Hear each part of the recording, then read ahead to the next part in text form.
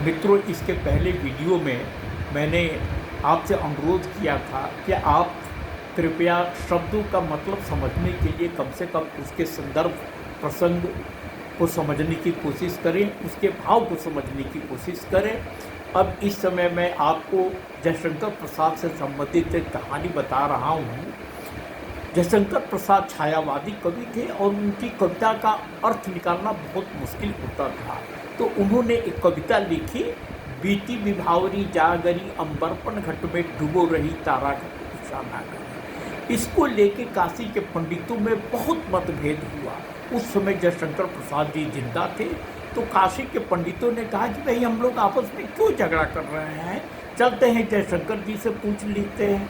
तो जयशंकर जी के पास सभी गए। तो जयशंकर जी से जब पूछा गया उसका अर्थ उन्हीं की कविता का, तो जयशंकर प्रसाद जी का जवाब था कि भाई मैं अब इस कविता का अर्थ नहीं बता सकता, क्योंकि जिन भावनाओं को व्यक्त करने के लिए मैंने ये कविता लिखी थी, उन भावनाओं को मैं अब उत्पन्न नहीं कर सकता, तो व्यक्त करने का सवाल ही पैदा नहीं होता।